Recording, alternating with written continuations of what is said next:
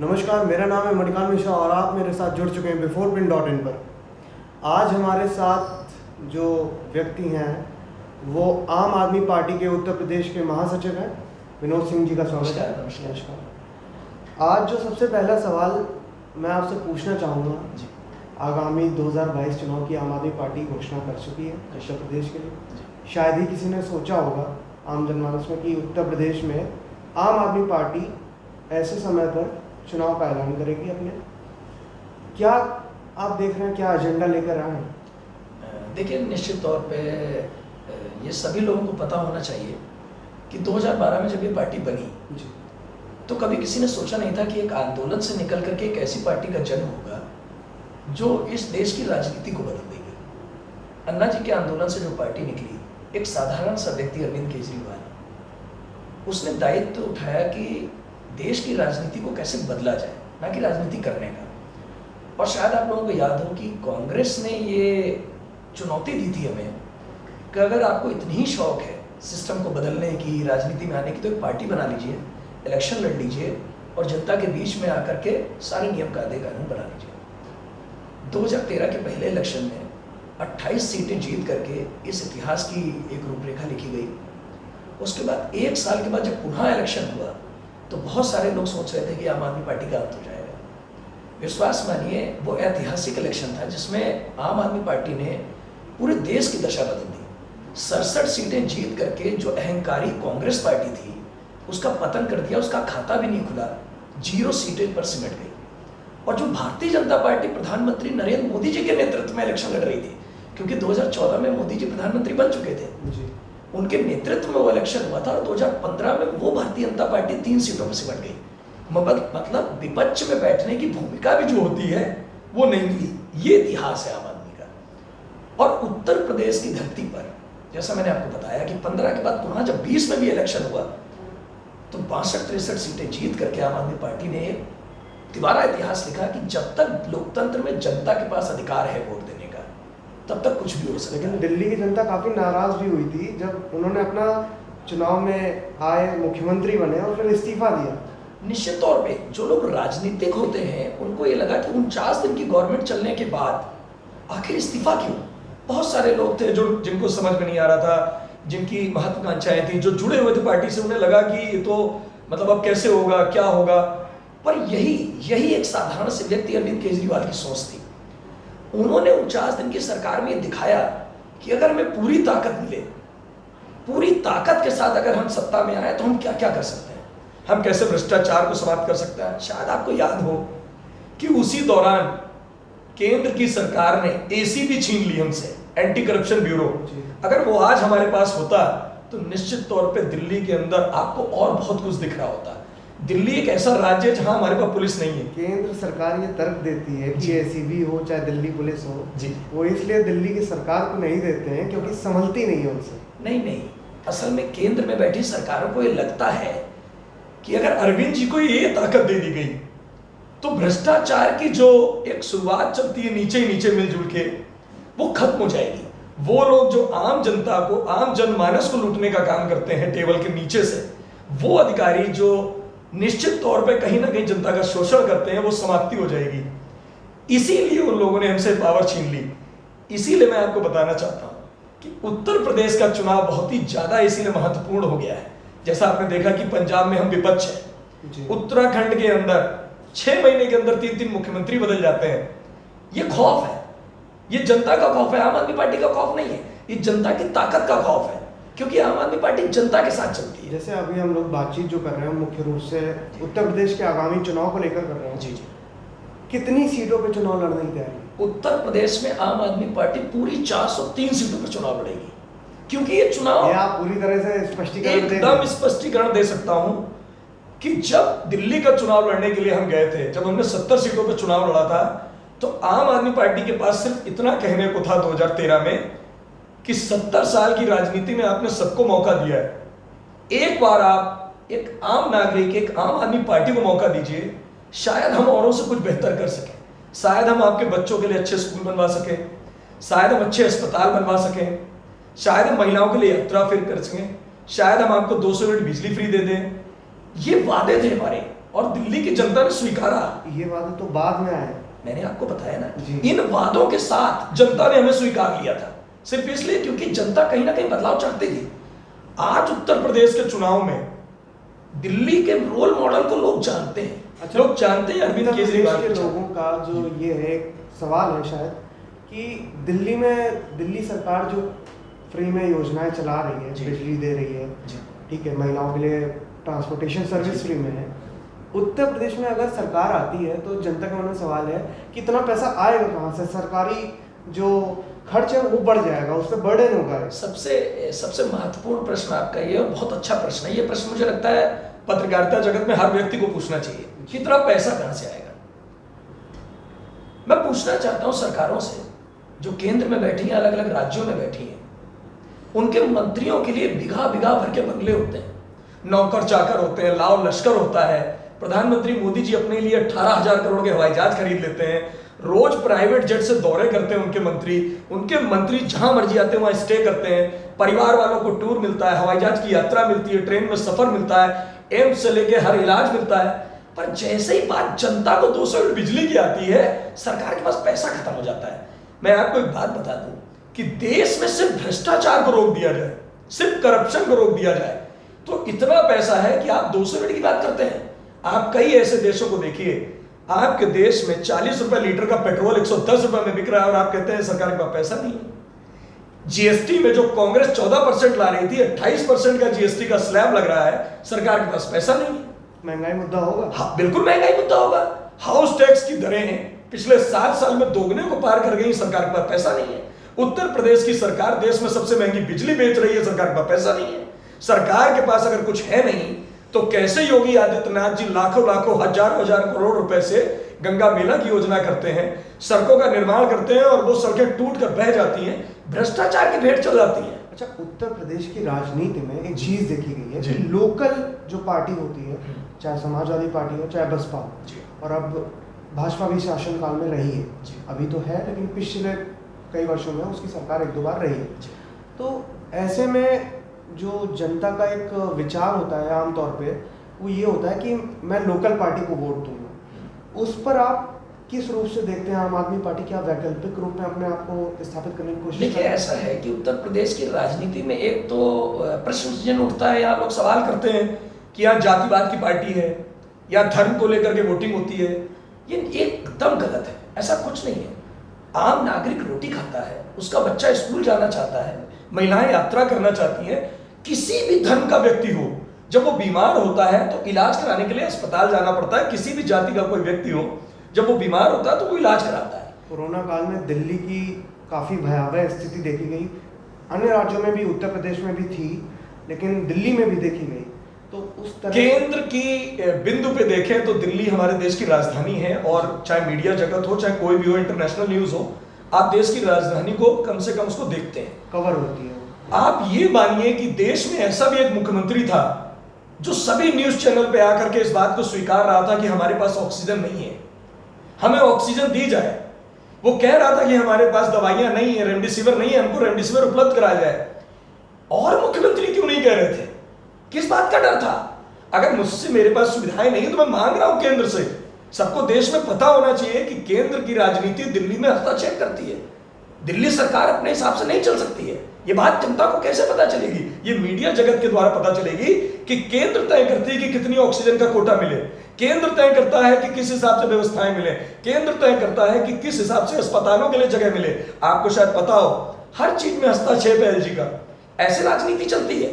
और आप बात करते हैं उत्तर प्रदेश की, जिस उत्तर प्रदेश में कानपुर से लेकर के बिहार के बॉर्डर तक लाशें तैर रही थी, रेत के ऊपर से कपड़े हटा दिए गए, वो योगी आदित्यनाथ जी हो या कोई भी सरकार हो, वो अगर ये पूछती है हमारे पास नहीं थे, लाशें ढेरों में बैठी हुई थी, लाशें जलने के लिए इंतजार कर रही थी। आपको मैं एक वाक्य बताता हूँ, यही कानपुर के हेलेट अस्पताल का।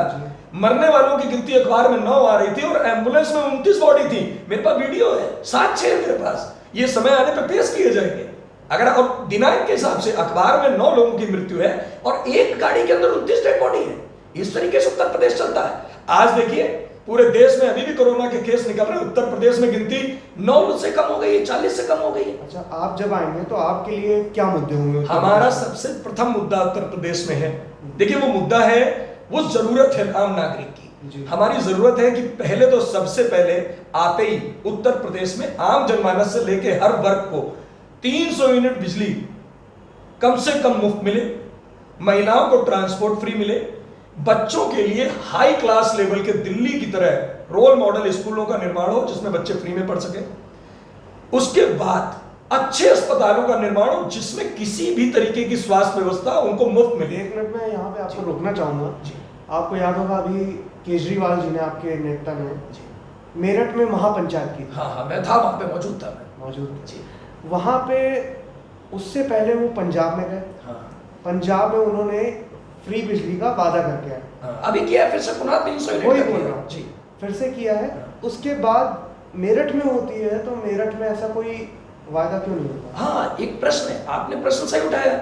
वो किसानों की महापंचायत थी, पॉलिटिकल नहीं थी। हम किसानों को राजनीति में कभी खींचना नहीं चाहते। किसान अन्नदाता है। किसान नहीं बिजली का मैं बता रहा करेगा। हूं, आप सुनिए तो, किसान अन्नदाता है जी। हमने ऐलान किया है कि जैसे ही पंजाब में हमारी सरकार बनेगी, किसानों को मुफ्त बिजली सिंचाई के लिए दी जाएगी जितनी भी वो प्रयोग करते हैं। और ये वादा हमने गोवा में भी किया है, ये वादा हमने उत्तराखंड में किया है, और यही वादा बढ़ चढ़ के उत्तर प्रदेश में किया जाएगा। देखिए, किसानों को अगर राजनीति में खींचेंगे तो रोटी के लिए हम लोग मोहताज हो जाएंगे। आज 284 दिन से ऊपर होने जा रहा है, हमारा किसान बॉर्डर पे बैठा है। इस तपती धूप में हम एसी के अंदर से निकलते हैं तो हमारा पसीने टपकता है। सोचिए उनकी गलती क्या है। वो मांग क्या रहे हैं आपसे?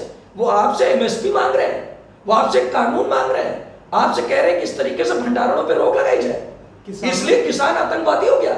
यही किसान आपको 2022 के इलेक्शन में, चाहे वो पंजाब हो, चाहे उत्तराखंड हो, चाहे उत्तर प्रदेश हो, चाहे गुजरात हो, चाहे गोवा हो, ये आपको अपनी ताकत का परिचय देगा। ये अन्नदाता है। क्योंकि जिस पश्चिम बंगाल में ये कह रहे थे दीदी ओ दीदी ये होगा, वहां इनके साथ खेला हो गया।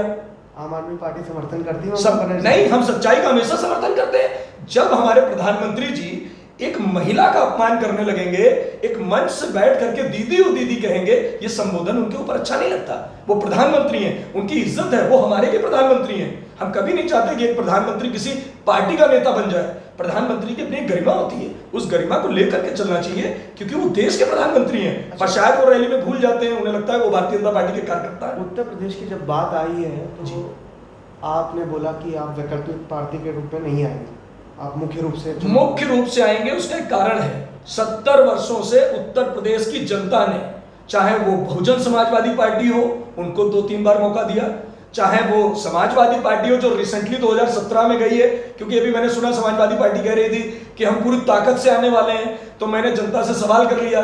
मैंने कहा भैया इतनी ताकत से आने वाले हैं तो ये गए क्यों थे? जब आपका घड़ा भर जाएगा, लोग भूलते नहीं है, 2017 भी नहीं भूलते।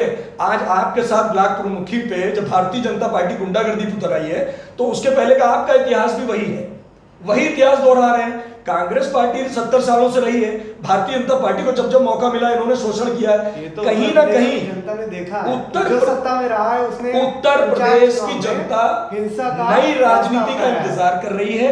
और आम आदमी पार्टी, मैं आपको वादा करके जाता हूं, आम आदमी पार्टी 2022 की नई पटकथा लिखेगी और वो हो जाएगा कि ये पुरानी पार्टियां अपनी उंगलियां दबा ले जाएंगी दांत तले कि ये हो क्या गया। अखिलेश यादव और संजय सिंह की मुलाकात हुई जी, उस पर क्या है? निश्चित तौर पे मेरी गलियारों में काफी चर्चा है। देखिए, मैं आपको एक राजनीति में एक पहलू बता देता हूं।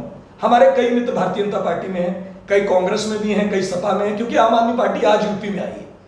आज मैं और आप बैठे हैं तो लोग इसका मतलब निकालने लगे कि हो सकता है मीडिया हमारे साथ है। संजय सिंह की एक औपचारिक मुलाकात थी, क्योंकि वो एक पूर्व मुख्यमंत्री हैं, वो एक राज्यसभा सांसद है और उत्तर प्रदेश के प्रभारी हैं। निश्चित तौर पे जब किसी पूर्व मुख्यमंत्री का जन्मदिन होता है तो राजनीति में आपने देखा होगा कि हम संसद में चिल्ला रहे होते हैं विरोध विरोध विरोध विरोध, और शाम को गुलदस्ता लेके खड़े होते हैं। ये राजनीतिक एक शिष्टाचार भेंट है, इसमें दुश्मनी नहीं है। वो सिर्फ और सिर्फ एक मुलाकात थी। हाँ, बहुत सारी राजनीतिक पार्टियों को लगा कि हो सकता है गठबंधन हो जाए। मैं 2 चीजें पूछना चाहता हूं आपसे भी और जनता से भी। जिस आम आदमी पार्टी ने, समाजवादी पार्टी हो, कांग्रेस हो, बसपा हो, दिल्ली से उनका इतिहास खत्म कर दिया, जिसने 67 सीटें जीती, 63 सीटें जीती, उसे गठबंधन क्यों करना पड़ेगा जब जनता उसके साथ में? ऐसी क्या जरूरत है कि लोग कह रहे हैं कि हमें गठबंधन करना पड़ेगा? अभी राजनीति में हमें याद आ रहा है जी, एक हफ्ते पहले संजय सिंह जी का इंटरव्यू था जी चैनल में, जी तो उन्होंने उस बात का खंडन नहीं किया कि आने वाले समय में कोई गठबंधन या विलय होगा। देखिए निश्चित तौर पे है, पॉलिटिकली सवाल है, जवाब है, उनका अपना मत है, उन्होंने अपनी तरीके से दिया होगा।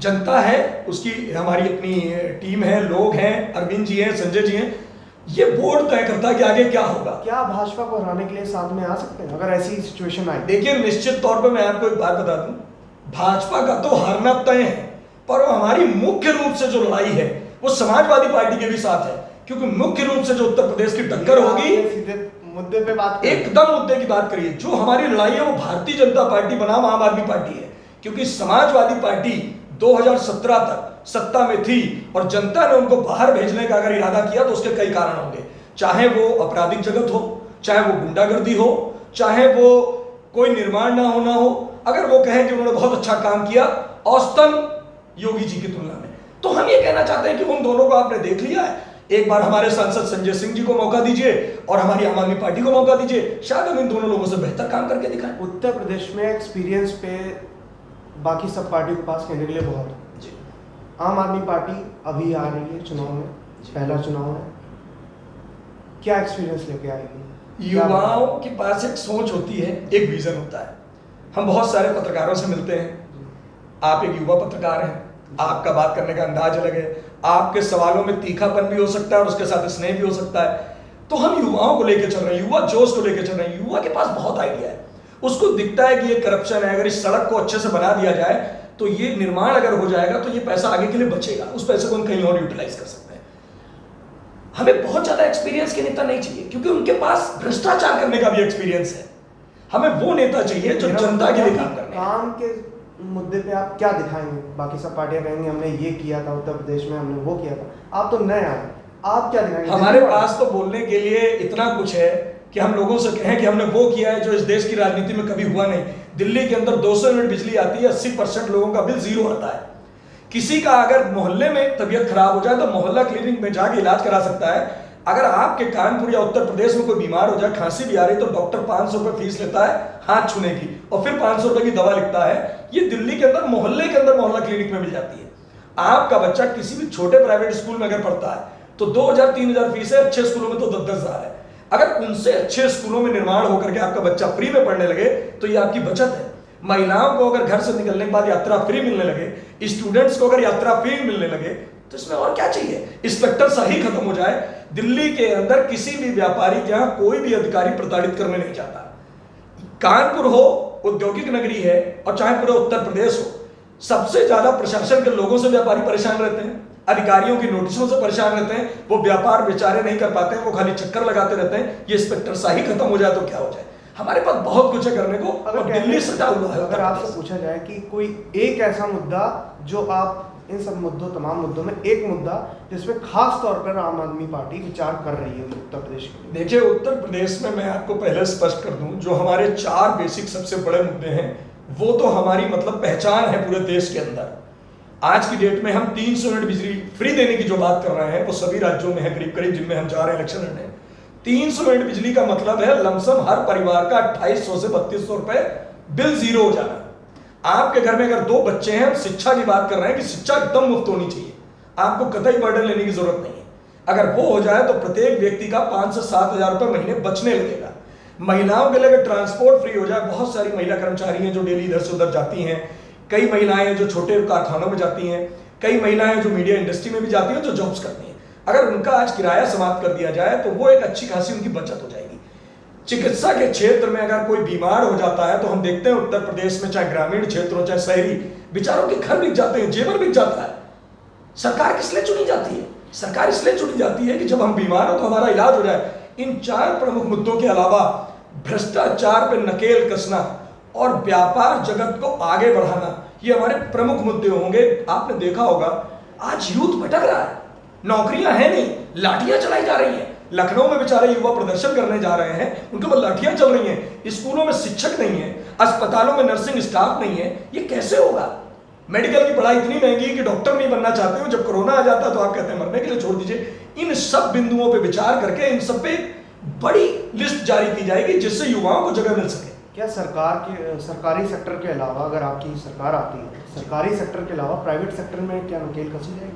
प्राइवेट सेक्टर में भी जहां जहां गलत हो रहा है, जैसे आपने देखा होगा कि न्यूनतम जो मजदूरी दर है वो दिल्ली के अंदर हमने सबसे ज्यादा दे रखी है। यहाँ पर भी तमाम समस्याएं चल रही उत्तर प्रदेश के अंदर।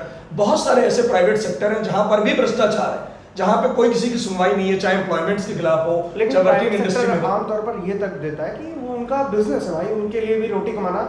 हम उनके लिए सुविधाएं लेके आ रहे हैं, हम कॉमर्शियल बिजली को सस्ता करने जा रहे हैं, हम इंस्पेक्टर सही खत्म करने जा रहे हैं। आप जिन जिन प्रतिबंधों में फंसे हैं, जहां जहां आपके साथ दिक्कत हो रही है, आप वो हमें बताइए, हम आपको भी सपोर्ट करने जा रहे हैं। हमारा मेन मोटो है कि कैसे भी रियल एस्टेट हो, चाहे इंडस्ट्री हो, ये सब ग्रोथ करे। जब व्यापारी हमारा बढ़ेगा तभी रेवेन्यू आएगा, और जब रेवेन्यू आएगा तभी सरकार चलेगी। किसी भी बिंदु पे हम किसी भी व्यापारी का शोषण नहीं चाहते हैं, जैसा मौजूदा सरकारों में चल रहा है। व्यापारी घर के अंदर बैठा है, महंगी बिजली ले रहा है, आपके सामने अभी होगा, लॉकडाउन चल रहा है, पिछले साल से 2-3 बार लगातार लग चुका है। क्या रिबेट दी गई? केंद्र सरकार ने 21 लाख हजार करोड़ का बजट डाला, ये डाला, क्या दिया गया? आपने उनको कर्ज दिया, कर्ज के नीचे दबा दिया। जब रिलीफ देने का मतलब क्या होता है कि आपका वो व्यापारी जो जिंदगी भर से आपको इनकम टैक्स दे रहा था, जीएसटी पे कर रहा था, अगर आप उन्हें 2 लाख 5 लाख रुपए विदाउट इंटरेस्ट देते तो शायद वो जिंदा रहता, वो अपने एम्प्लॉयज की तनख्वाह भी दे पाता। आपने वो भी नहीं किया। अच्छा, एक मुद्दा जो शायद आप, हमें नहीं लगता कि आप भूल गए हैं या आपको याद नहीं, पोल्यूशन दिल्ली में भी बहुत है, कानपुर शहर में भी बहुत है, उत्तर प्रदेश में भी। नहीं, आप मुझसे जब सवाल करेंगे तो मैं पोल्यूशन पे भी आऊंगा। राजनीतिक मुद्दे में वो मुद्दा होना चाहिए, शामिल बिल्कुल होना चाहिए। आप प्रश्न करेंगे, मैंने क्या बोला, अभी तो बहुत सारे ऐसे मुद्दे हैं। ऐसे तो आप पोल्यूशन की बात करते हैं तो आपके बगल से गंगा घूम रही है, माँ गंगे, माँ गंगे आपने पुकारा, ये नारा सुना होगा आपने, याद होगा किसने कहा, मैं नाम नहीं लूंगा। आपको पता है कुदरत में एक खास बात होती है, गंगा अपना दोहन स्वयं कर लेती है, वो स्वयं साफ हो जाती है।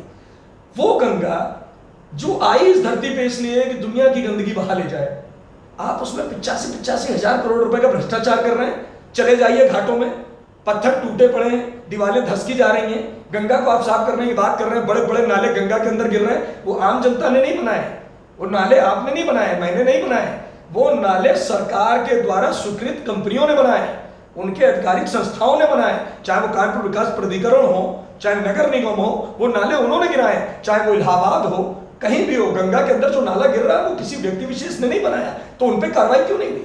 गंगा को आपने नाला बहाने का केंद्र बना लिया है। आप बात करते हैं 7 साल होने जा रहे हैं नरेंद्र मोदी जी को, प्रधानमंत्री बने, गंगा आज तक साफ नहीं हुई, लोग नहाने नहीं जा पाते।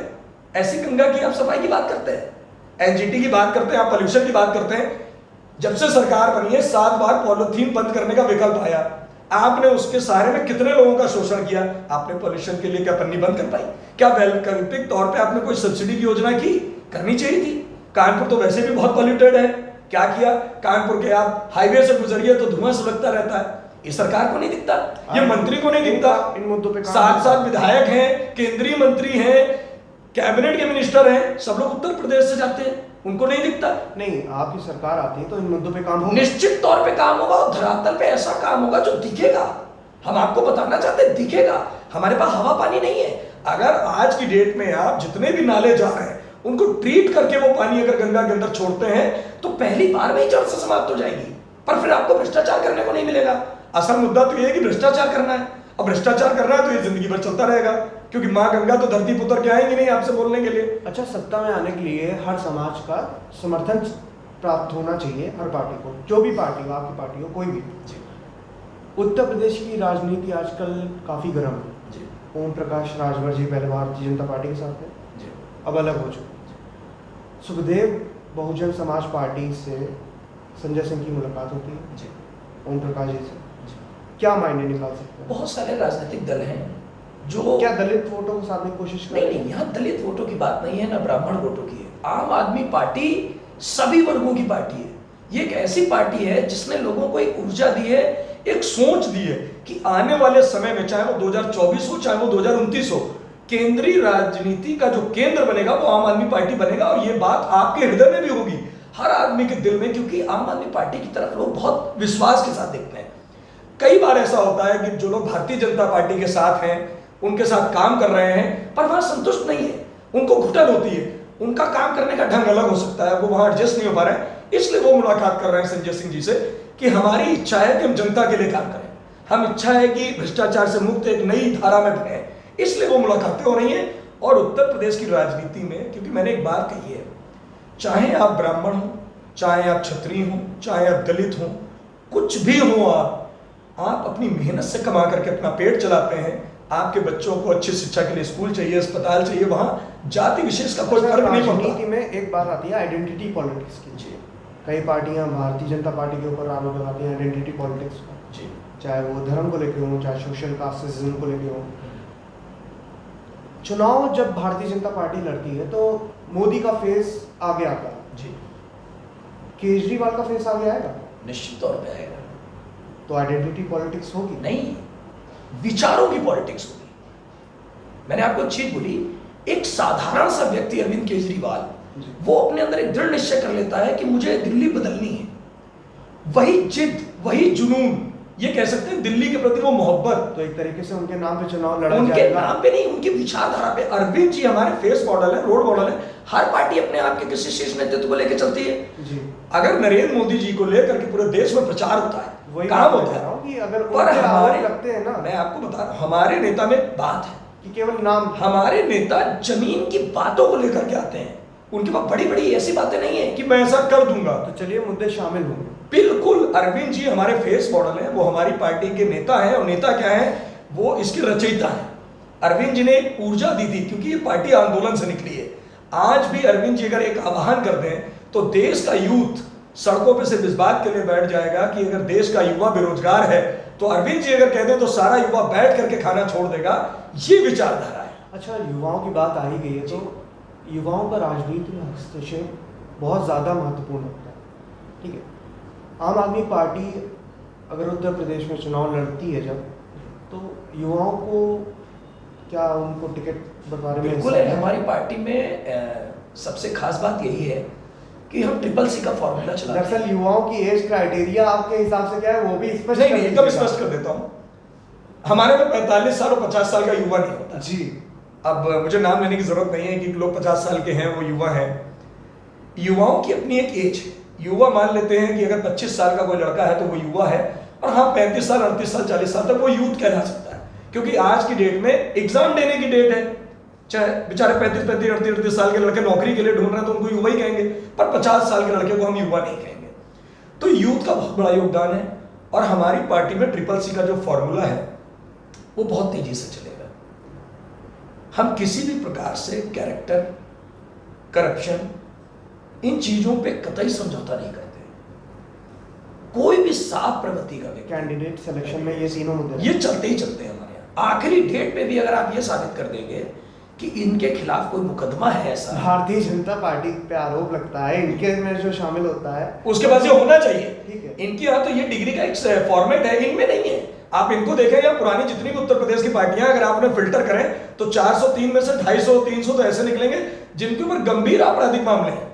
आम आदमी पार्टी स्वच्छ राजनीति को लेकर चलने की बात करती है, और यूथ को लेकर के, और किसी भी वर्ग का कोई भी दबला कुचला भी आदमी है, अगर वो राजनीति में आना चाहता है, क्योंकि हमने हमेशा कहा है राजनीति में पैसे की जरूरत नहीं है, राजनीति में मेहनत की जरूरत है। आप कितना ज्यादा 1 to 1 कर सकते हैं, लोगों से कितना मिल सकते हैं, क्योंकि जिन लोगों ने राजनीति में पैसे की जगह बना ली है वो जनता के लिए काम कभी नहीं कर पाएंगे।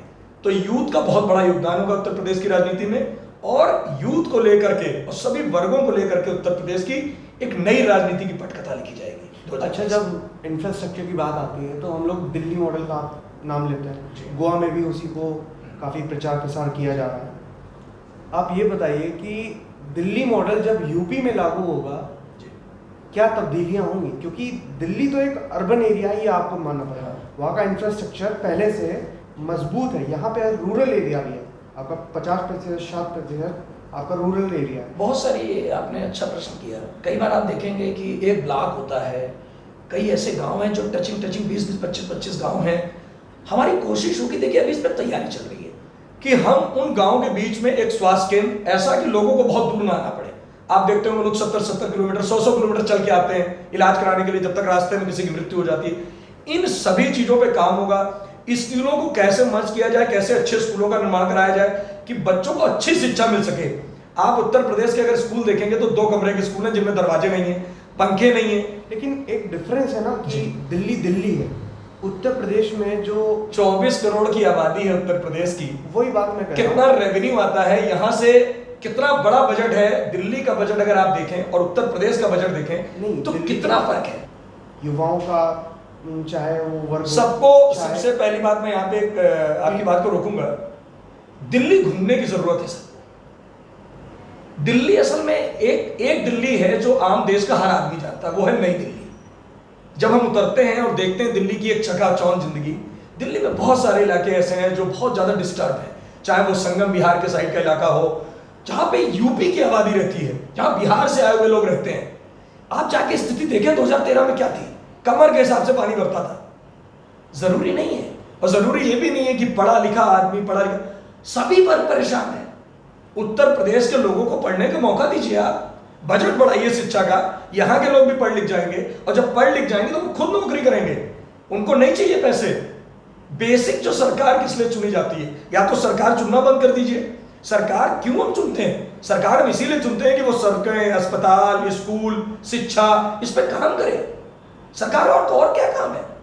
सरकार का कोई और ऐसा काम तो है नहीं कि वो हमारे घर में हमारे बच्चों को घूमने की कोई सुविधा देती है, कोई हमें कपड़े लत्ते दिलाती है। सरकार का जो बेसिक काम है, सरकार अपना काम करे, बाकी जनता अपना पढ़ लिख करके नौकरी करेगी, अपना घर चलाएगी। अच्छा, क्या आपको लगता है कि उत्तर प्रदेश में अगर आप फ्री फंड स्कीम्स अपनी लाएंगे तो क्या जनता उसको लेकर ध्यान में रखकर आपको समर्थन देगी? इस शब्द में दो चीजें हैं। आपने बोला फ्री फंड स्कीम, एग्जैक्टली। मेरे को लगता है कि इस शब्द में थोड़ा सा छोटा फंड हो जाता है, क्योंकि हर नागरिक को वो चीज चाहिए। मैं आपको एक चीज कहता हूं, देश के सभी नेता, चाहे वो हमारी पार्टी के हों चाहे किसी पार्टी के हों, वो अपनी सभी सुविधाएं छोड़ दें, सभी, इवन प्रधानमंत्री भी अपना निवास छोड़ दें। वो कहते ना कि मैं साथ क्या लाया हूं, क्या लेके जाऊंगा, जैसे जनता रहती है वैसे रहने लगे। लेकिन छोड़ता तो कोई नहीं है। मैं कह रहा हूं ना, छोड़ दें तो हम जनता को ये 200 यूनिट भी जनता नहीं मांगेगी, लोग पानी भी नहीं मांगेंगे, फिर सरकार की जरूरत क्या है? इसको फ्री फंड स्कीम मत बोलिए। ये सरकार का दायित्व है। जो सरकार, आपने सुना होगा, अभी फिर से बजट आ जाएगा थोड़े दिन बाद, जब बजट आता है आपने सुना है 85,000 करोड़ रुपए शिक्षा के लिए, 1,00,000 करोड़ रुपए स्वास्थ्य के लिए, अभी आपने इतने लाख करोड़ रुपए इसके लिए। मैं आपसे सवाल कर रहा हूं, मुझको बताइए कि हर साल जो बजट आता है, कभी सरकार उस बजट में पिछले साल के बजट को क्यों नहीं गिनाती कि जो पैसा हमने रिलीज किया था उससे हमने क्या निर्माण कराया? मुझे तो नहीं दिखा। मैं यहाँ 25 साल से रह रहा हूं उत्तर प्रदेश की धरती कानपुर में, कि इतने लाख करोड़ का बजट आता है, मुझे तो नहीं दिखा हैरेट के अंदर क्या निर्माण हो गया, मुझे नहीं दिखा किसी भी सरकारी स्कूल के अंदर क्या कमरे बन गए, क्या कूलर लग गए, क्या एसी लग गए, क्या इंफ्रा हो गया, क्या बच्चों के लिए स्पोर्ट्स के मैदान बन गए, मुझे नहीं दिखा। तो 25 साल में 25 बजट आते हैं, उन 25 बजट का ऑडिट कौन करेगा? ये होना चाहिए कि नहीं होना चाहिए? जब एक व्यापारी अपनी दुकान चलाता है, हर महीने रिटर्न भी भेजता है, तब भी सरकार उससे एनुअल रिटर्न मांगती है। अधिकारी उसकी फाइल चेक करता है, और उस फाइल पे साइन करने के लिए भी क्या करता है वो आपको पता होगा, कहना नहीं चाहिए मुझे। तो सरकार का ऑडिट क्यों नहीं होता? अगर 25 साल में 25 बजट आए हैं, उन 25 बजट में अगर सरकार ने 1,00,000 करोड़ रुपए एक बजट में दिया, तो 25 लाख करोड़ रुपए अगर बजट में आया, तो कानपुर के अंदर कौन सा स्पेशलिस्ट हॉस्पिटल बन गया जो मुझे सरकार दिखा दे? ऐसा कौन से बड़े बड़े स्कूलों का निर्माण हो गया जिसमें हमारे बच्चे पढ़ रहे हैं? वे सरकारें मुझे दिखाएं। ऐसा कौन सी यहाँ पे प्रोजेक्ट बन गई, कौन से पुलों का निर्माण हो गया, कौन सी रिंग रोड बन गई, ये सरकारें मुझे दिखाएं। इसका मतलब सरकार भ्रष्टाचार कर रही है, और सरकार भ्रष्टाचार के लिए ही बनी है। पर जनता को जैसे ही 300 यूनिट बिजली की बात आती है, पानी की बात आती है, अच्छे अस्पताल की बात आती है, बच्चों की पढ़ाई की बात आती है, वैसे ही देश का पूरा सिस्टम बिगड़ जाता है, वैसे ही सरकार के पास बजट छिन्न हो जाता है। सरकार कहने लगती है कि लोग मुफ्त में चले जाएंगे। ये बात आपने अच्छी आप बोली। यात्रा करते हैं डेली हवाई जहाज की, हमारे लोग, महिलाएं, बेटियां, बहनें अगर बस में यात्रा कर लेंगी तो वो दुख है, और आप हवाई जहाज से उड़ के चले जाते हैं विशेष यात्रा में, रोज दौरा करते हैं हेलीकॉप्टर का। अभी चंद दिन पहले कानपुर के अंदर एक विशेष हस्ती मर गई, हमारे राष्ट्रपति महोदय आए थे, कमिश्नरी लागू थी, एक महिला मर गई। इसका सवाल का जवाब कौन देगा? क्या परिवार, उनके परिवार की जिंदगी नहीं थी? लेकिन कैसे हो गया ये? नहीं, मेरा भी प्रश्न है, जी। आम जनता अगर मर जाती है तो अखबार में इतनी बड़ी जगह, मंत्री जी बीमार हो जाते हैं तो पूरा पन्ने और हेडलाइन पे चलता है। तो मंत्री जी अलग हैं और आम जनता अलग है। यही खासियत है आम आदमी पार्टी की। आम आदमी पार्टी जनता के लिए आई है, जनता के लिए लड़ेगी, और तब तक लड़ेगी जब तक जनता को अधिकार मिले। अच्छा, जब आम आदमी पार्टी ये कहते हैं कि हम जनता का पैसा जनता को वापस करेंगे, जी, ठीक है, जब आपने अभी कटौती की बात की कि नेताओं की कटौती होनी चाहिए, उनको जो मानदेय, मैंने कहा अगर जनता को कोई भी चीज मुफ्त नहीं देनी है तो देश के प्रधानमंत्री से लेकर के प्रधान तक, क्योंकि प्रधान से शुरुआत होती है और प्रधानमंत्री में खत्म हो जाती है, उन सभी लोगों की सारी सुविधाएं बंद कर दीजिए। अगर मेरी जान को खतरा है, अगर आपकी जान को खतरा है तो प्रधानमंत्री को भी रिस्क लेना चाहिए। अगर कोई आपको गोली मार दे तो फिर मंत्रियों को भी मार दे, आपको मार दे तो आप एफआईआर के लिए आपका परिवार परेशान हो। नहीं, बात जो मैं कहना चाहता हूँ वो ये है कि पार्टियों का जो फंडिंग होती है उसको आरटीआई में शामिल करने के लिए कोई भी पार्टी आगे नहीं आती, चाहे वो आम आदमी पार्टी। सबसे पहले हमने कहा था, आपको याद होना चाहिए, हमारी पारदर्शिता थी। 2013 में हमारा चंदा ऑनलाइन पड़ा हुआ था और आज भी जो हम पैसा लेते हैं, सुन लीजिए, हम आज भी ऑनलाइन दे रहे हैं। कटाक्ष की बात होती है, प्रधानमंत्री नरेंद्र मोदी जी, भारतीय जनता पार्टी, उन्होंने इस बात को बंद कर दिया कि कोई विवरण नहीं दिया जाएगा। सब लोगों ने मजबूरी हो गई। हम कहते हैं हमारा आज भी आप ऑडिट करा लो, हम कहते हैं हमारे छोटे से छोटे नेता का ऑडिट करा लीजिए, हम आज भी तैयार हैं। हम आपके चैनल के माध्यम से बोल रहे हैं कि आम आदमी पार्टी का अगर आप कोई भी विवरण चाहते हो तो हम देंगे, पर क्या आप जानते हैं भारतीय जनता पार्टी साहब ले पाएंगे? कोई नहीं ले पाएगा। आरटीआई इस देश में बंद कर दी गई।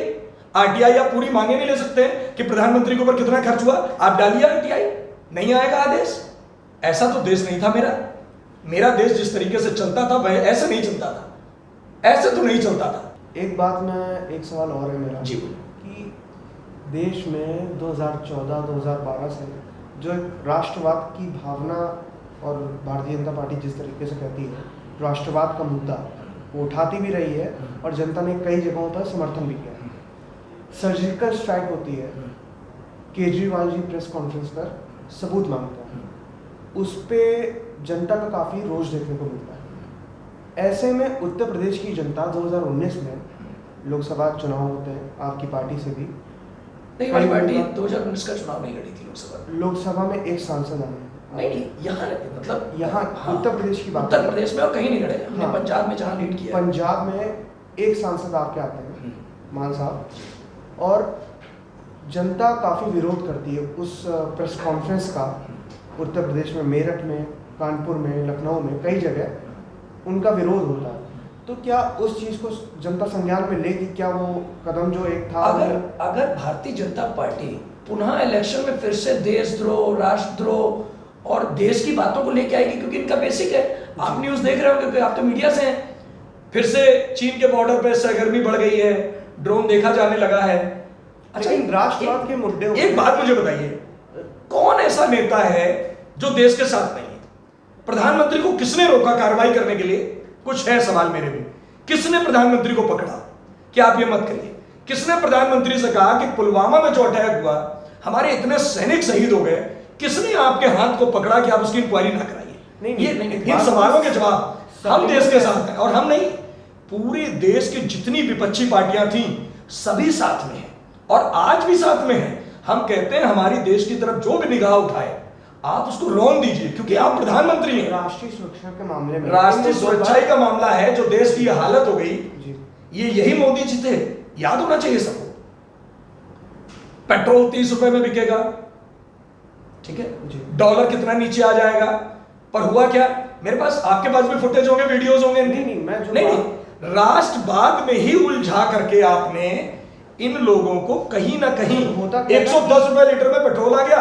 अभी भी लोग कहते हैं कि भैया देश की बात है। उन क्लिपिंग्स को पाकिस्तान शो करता है नेशनल मीडिया में। नेशनल मीडिया पे अगर कुछ हो रहा है, ये प्रधानमंत्री जी का काम है, आप उन्हें रोकिए। नहीं, हमारी क्लिपिंग्स का यूज करके पाकिस्तान पोर्ट्रे करता है कि देखिए उन्हीं के नेता और सवाल उठा रहे हैं, कोई सर्जिकल, अगर कोई सर्जिकल स्ट्राइक का प्रमाण मांग लिया गया था जी, तो आपको दे देना चाहिए था।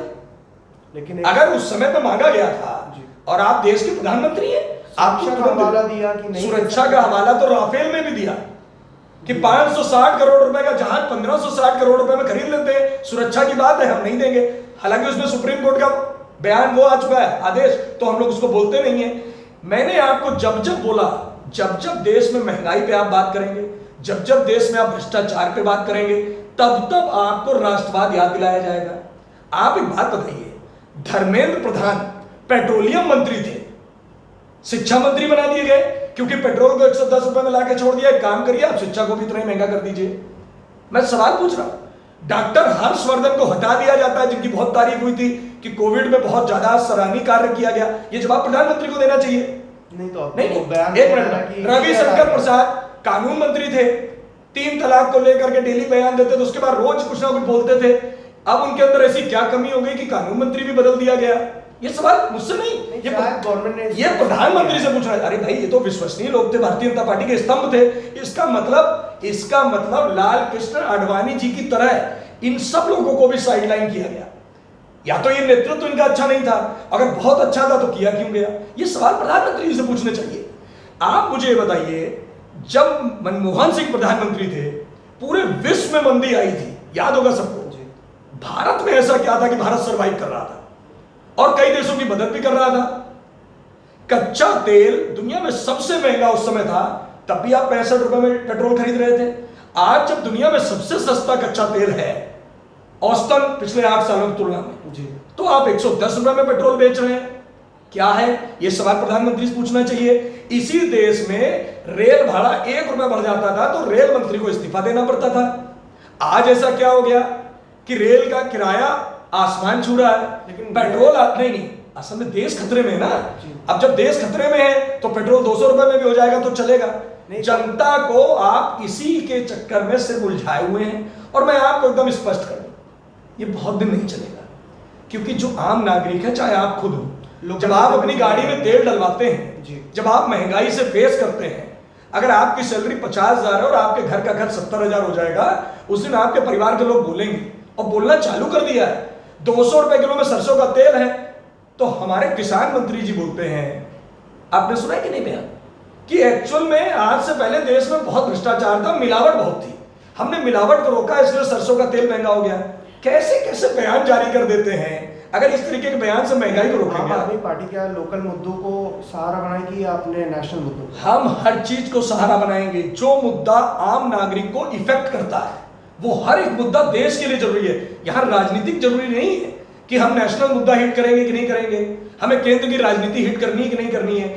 हमारा यह दायित्व होना चाहिए कि अगर वो मामला आपको इफेक्ट करता है, एक आम नागरिक को वो टच कर रहा है, तो हम हर उस मुद्दे को उठाएंगे, चाहे वो पेट्रोल का हो, चाहे डीजल का हो, चाहे रसोई गैस का हो। आप देखिए 450 रुपए वाली गैस 950 रुपए में है, पर जनता क्यों नहीं बोल सकती कि रोड पे अगर 100 लोग इकट्ठे होकर प्रदर्शन कर दे तो उनके ऊपर रासुका लगा दिया जाएगा, उनके ऊपर एनएसए लगा दिया जाएगा, यूएपीए लगा दिया जाएगा। एक तरीके की अघोषित इमरजेंसी चल रही है। आपने लोगों से भूलने का अधिकार छीन लिया है। महंगाई चरम सीमा पे है, और ठीक है, अगर जनता को लगता है कि देश हित में ये होना चाहिए तो एक दिन यही जनता जवाब देगी। हम तो जनता के साथ हैं, हम तो जनता के लिए लड़ रहे हैं, हमारा कोई उद्देश्य नेताओं के लिए तो है नहीं। इसलिए आपके सवाल रहेंगे, हमारे जवाब रहेंगे। आम आदमी पार्टी चुनाव लड़ती है और एक पर्याप्त संख्या लाती है, इनके सरकार बनाने की स्थिति में नहीं होती है, किसमें विलय करना पसंद करते? सबसे बड़ी बात मैं आपको बता दूं, सवाल इधर से घूम जाए या उधर से घूम जाए कि आप समाजवादी पार्टी के साथ हैं कि नहीं है, आप कांग्रेस के साथ हैं कि नहीं है। हम आपको आपके स्टूडियो में भरोसा देके जा रहे हैं। हो सकता है बहुत सारे लोग हमें ना पहचान रहे हों, पर जो लोग धरातल पे जान रहे हैं, 9 साल का हमारा इतिहास है, हमने दिल्ली की शुरुआत की है और आज यहाँ तक का सफर तय किया है। ये वादा है मेरा आपसे कि पूर्ण बहुमत की सरकार इस देश की जनता अगर तय कर लेगी, इस राज्य की जनता अगर तय कर लेगी कि अगर वो परेशान है और एक बार 70 सालों से जिनको मौका दिया उन सबको बैठालना है और आम आदमी पार्टी को लाना है, तो हमें किसी के समर्थन की जरूरत नहीं होगी। हम वो करके दिखाएंगे जो चीज हमने दिल्ली में की, और उससे बेहतर करेंगे, क्योंकि उत्तर प्रदेश एक पूर्ण राज्य है। उत्तर प्रदेश में लॉ एंड ऑर्डर से लेकर के सारी चीजें हमारे पास है। वो पटकथा लिखी जाएगी जो ऐतिहासिक। अभी थोड़ी देर पहले आपने एलजी की एक बात कही थी, अभी फिर से आपने पूर्ण राज्य की बात कर दी। एक प्रश्न मैं पूछना चाहूंगा, दिल्ली में एलजी से खींचातान चला करती है? नहीं, हमारी नहीं चलती है। प्रधानमंत्री जी और हमारे गृह मंत्री जी वो एलजी साहब को पेश कर देते हैं कि आपको इन्हें डिस्टर्ब करना है, और उसमें नुकसान जनता का है, उसमें दिल्ली की जनता का नुकसान है। दिल्ली के अंदर जो राशन व्यवस्था थी, मैं आपको बता दूं, नहीं, कैसे में मांग है ना, आपकी सरकार मांग कर रही है पूर्ण राज्य। बिल्कुल ठीक है। हम कहते हैं अगर हम गलत करते हैं तो हमारे ऊपर दोष लगना चाहिए, और हम अच्छा करते हैं तो भी हमारी बड़ाई होनी चाहिए। ऐसे में जब एक तरफ केजरीवाल जी विरोध कर रहे हैं कि पूर्ण राज्य हमको दिया जाए, दर्जा दिया जाए, 5 अगस्त 2019 को भारत का एक स्पेसिफिक राज्य जिसको एक अलग दर्जा मिला था उसको अलग किया गया, यूनियन टेरिटरी बनाई गई उसकी। उस पर ट्वीट आता है दोपहर के 12 बजे जी। कि हम इस मुद्दे का समर्थन करते हैं। नहीं, वो एक्चुअली में क्या था, मैं आपको बताता हूँ। जब ट्वीट होता है तो वो एक विचार के साथ होता है, विचार होता है 370। मैं आपको बताता हूँ, लेकिन उस दिन 2 डिसीजन जब 5 अगस्त की बात आएगी तो आप जब भी इतिहास में उसे याद करेंगे, आप नहीं कोई भी नेता याद करेगा, कोई भी पत्रकार याद करेगा, तो 5 अगस्त का दिन धारा 370 के लिए याद किया जाएगा।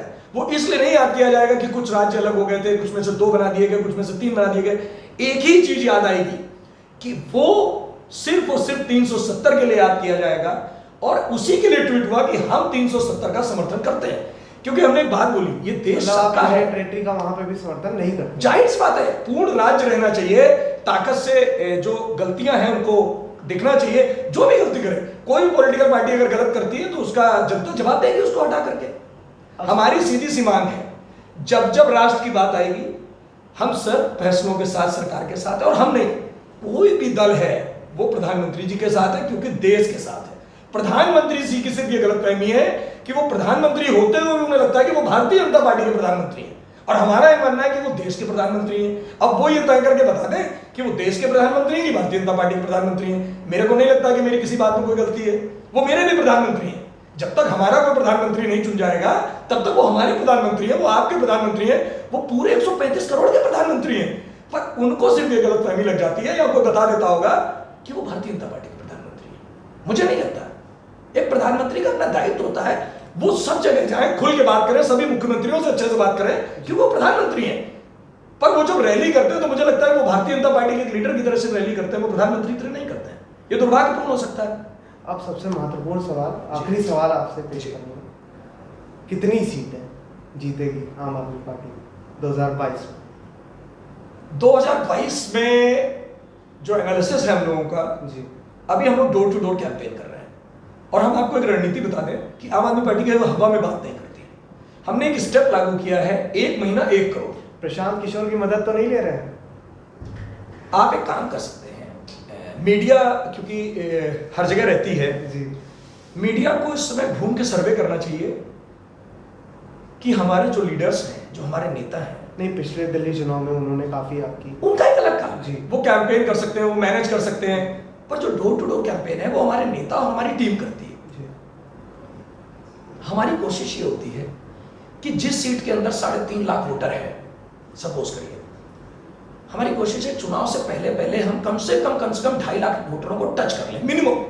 कोशिश तो हमारी उससे ऊपर की है, पर जो समीकरण है, क्योंकि बार बार कोविड आ जाता है, बार बार चीजें आ जाती हैं, लॉकडाउन लग जाता है, हमारी कोशिश है कि हम इसमें 2.5 से 3 लाख लोगों को टच करें, डायरेक्ट डोर टू डोर करके उनसे 1-1-2-1 बात करें, अपनी पार्टी के बारे में बताएं, जो कि काम चालू हो गया है।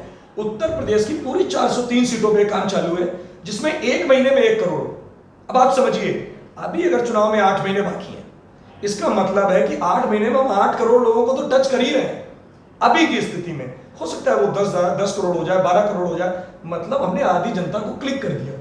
जब हम उनसे मिल लेते हैं तो हमें पहले ही पता चल जाता है कि कितने लोग हमें समर्थन कर रहे हैं, कितने लोग हमें चंदा दे रहे हैं।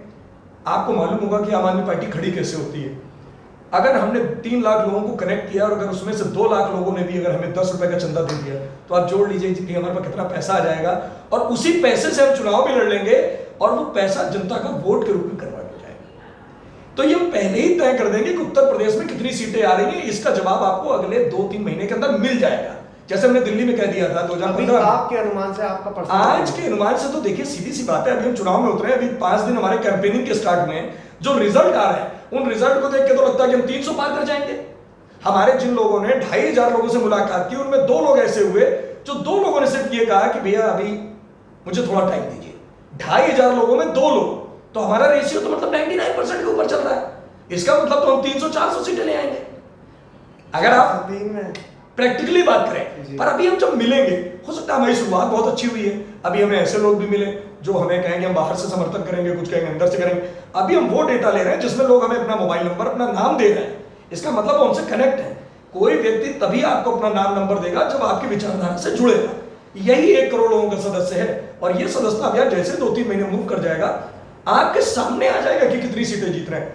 एक वादा हमने आपसे कर दिया है कि हम पूरी तरीके से सरकार बनाने की स्थिति में अपने आप को लेकर के आएंगे और उत्तर प्रदेश में सरकार बनाने का काम, अरविंद जी के सपने जो है वो सच होंगे और संजय सिंह उत्तर प्रदेश की कुर्सी पर बैठ करके वो ऐतिहासिक क्षण यादगार बनेंगे जिसकी जनता को यादगार रहना चाहिए। संजय सिंह जी को इसी दिन के लिए निश्चित तौर पे एक आदमी जो हर मुद्दे पे दिन रात लड़ रहा है, जो दिन रात कह रहा है कि अगर मेरी मौत भी हो जाए तो मुझे मंजूर है, जो हर सवाल को उठा रहा है, क्या गलत कर रहा है वो आदमी?